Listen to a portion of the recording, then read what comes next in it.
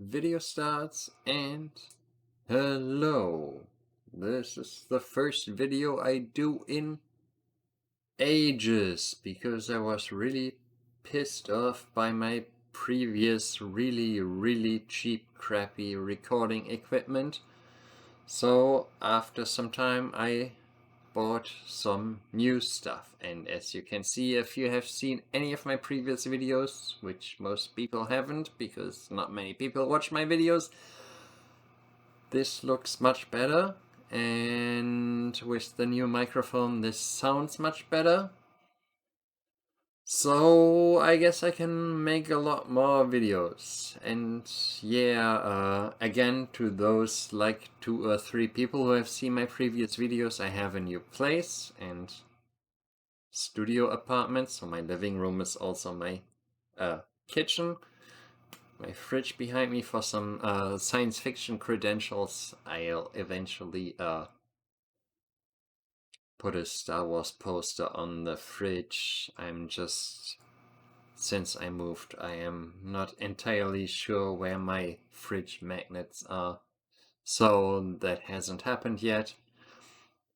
But yeah, this is my new surroundings, my new equipment, and I can make a lot of new videos now with new equipment. And yeah, that's what I will be doing, and I'm just going to start I've been starting Star Trek the Animated Series and Star Trek Voyager, and I will continue those. But I really wanted to start all Star Trek shows, all classic Star Trek shows, of course. And so I actually watched it prior to this video. I'm going to start with the pilot of Star Trek The Next Generation, Encounter at Farpoint, which isn't actually an easy way to get back into recording, because that obviously isn't the highlight of Star Trek history. I figured that while watching prior to recording this video that this is really not the best Star Trek has to offer. I mean, there's one lesson to take away from it, that I'm going to spoil the ending. That I have to pause the video for a second because you notice my there's really something stuck in my throat. 1 second. Yeah, here's my face in a completely different position. One thing to take away is that spoiling the ending, in the end it's Deanna Troi who solves the entire riddle.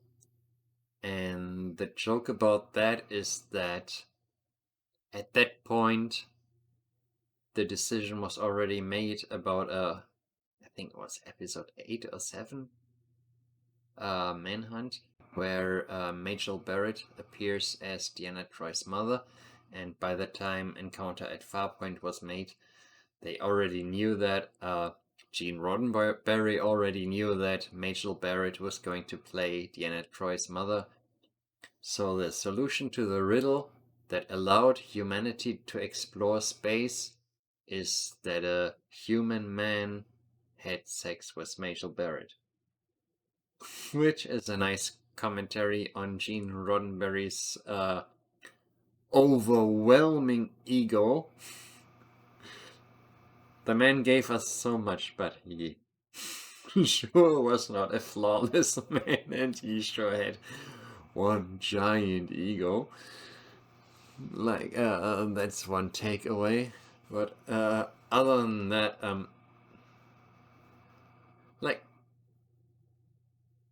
Miles O'Brien already appears, like that's a thing. Michael Dorn as Mr. Worf gets lines before Denise Crosby as Tasha Yar does, even though Tasha Yar is the chief of security. Head of security? No. Wow. watched Star Trek a million times. Does it have security? Fuck. Never mind. Worf gets to talk about the phasers and shields first, before Tasha Yada's. Chief of security, no? This is going to drive me crazy. Fuck.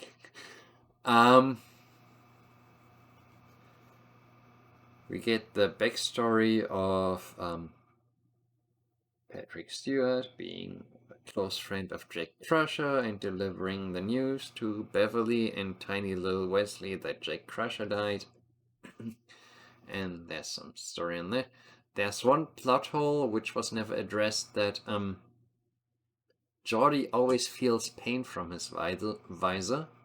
That was in this episode. It was never mentioned again, which was weird. It was also the only episode that Deanna Troi was in that dress with the short skirt, which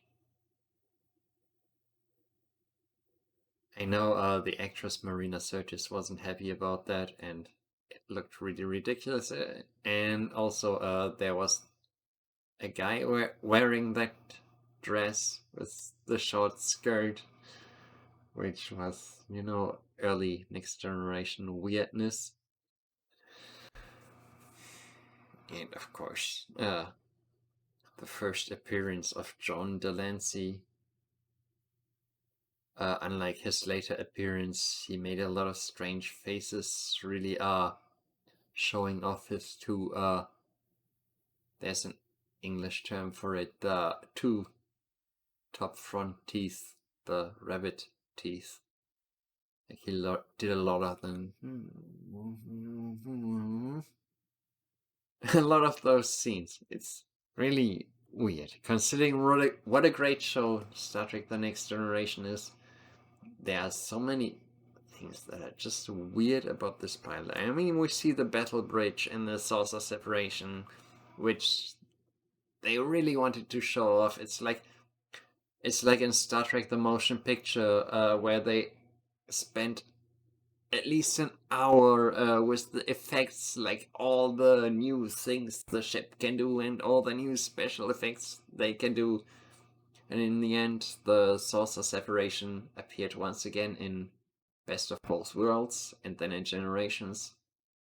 That's over like 8 years, it happened 3 times. The battle bridge we saw on Best of Both Worlds and never saw again.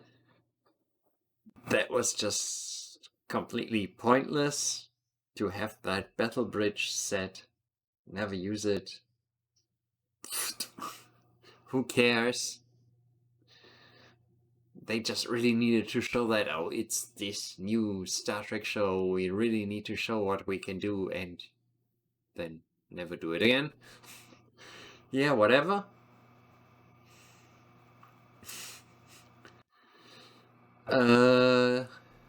Yeah, and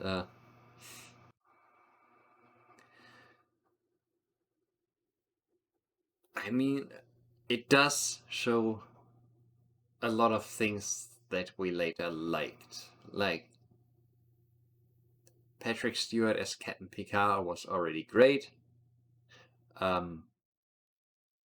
Jonathan Frakes without beard was, you know, he was weird the entire first season without that beard. Like, just doesn't suit him. But he was the Will Riker we already liked, and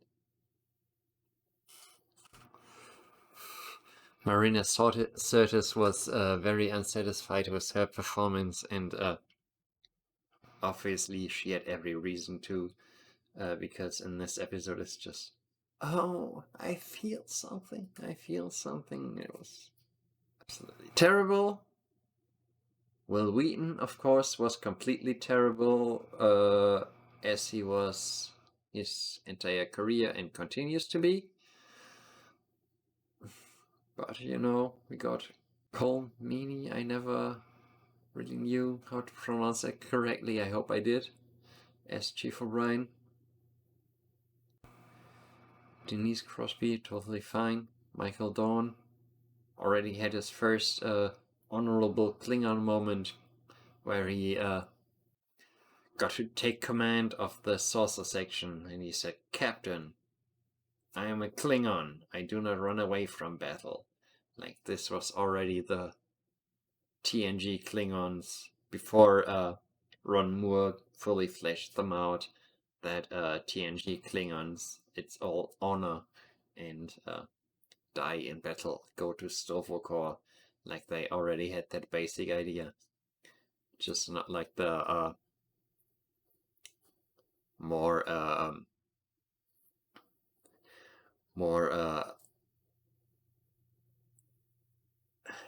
the more devious TOS Klingons.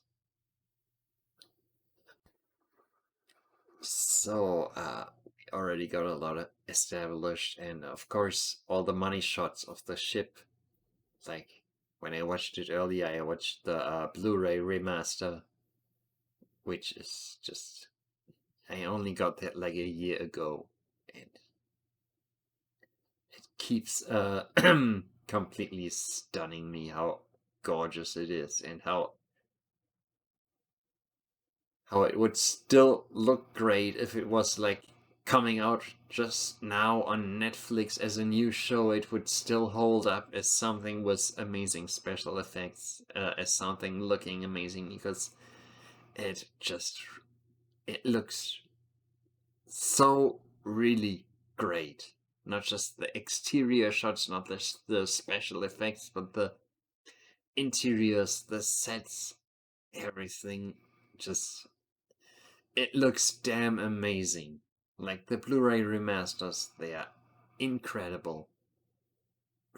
I'm always happy to watch them. It's just, they look so incredible. And yeah, it's like all the details are the main takeaways, because the plot is it's not a very impressive Star Trek plot. Like, I only got into Star Trek, like, I was a kid. Like, I was born in 1982, and I got into Star Trek as like a 9 or 10-year-old. First episode I remember watching was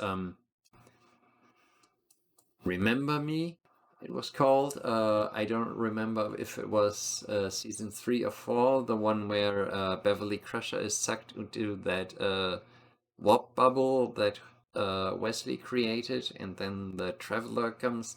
I think it was season 4.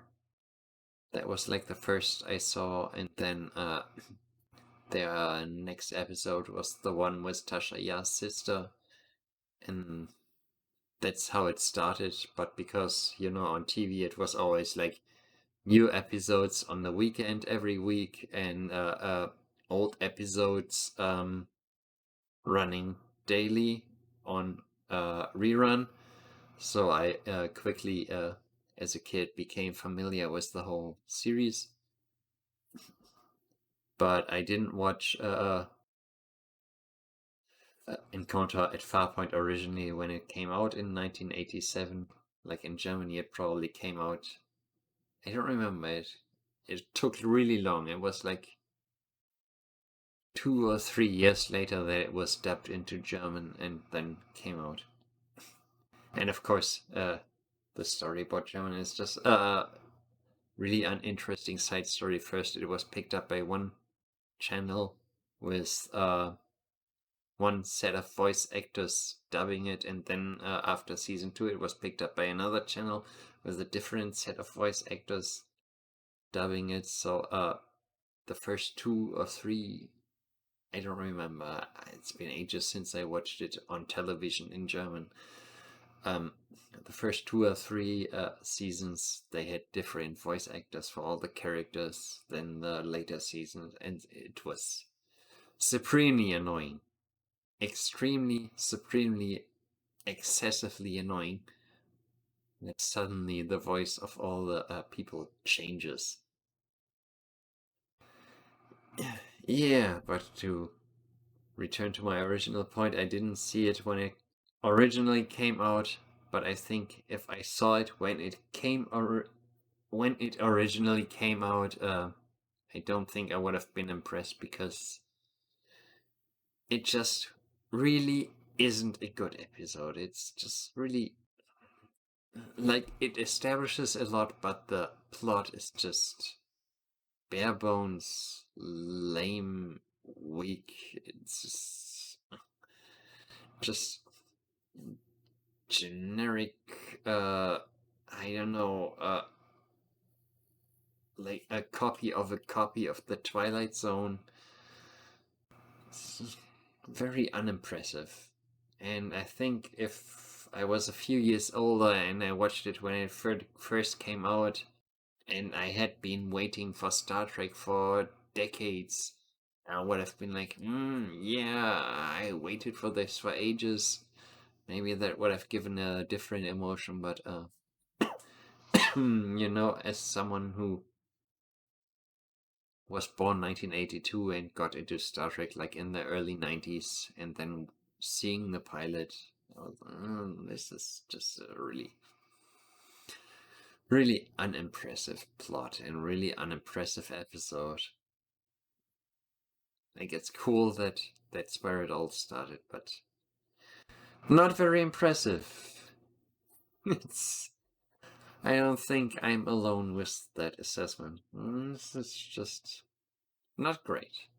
And here, I hope to make a lot more videos. I hope this one turned out well. I will only know when I stop. Finally, I've been rambling on for ages and watch this whole thing. Then I'll know if this turned out fine, and if it did, I can do a lot more videos. And hopefully ramble a little less, which I probably will, because eventually better episodes will come along that I can say a lot more interesting things about than this mediocre pilot.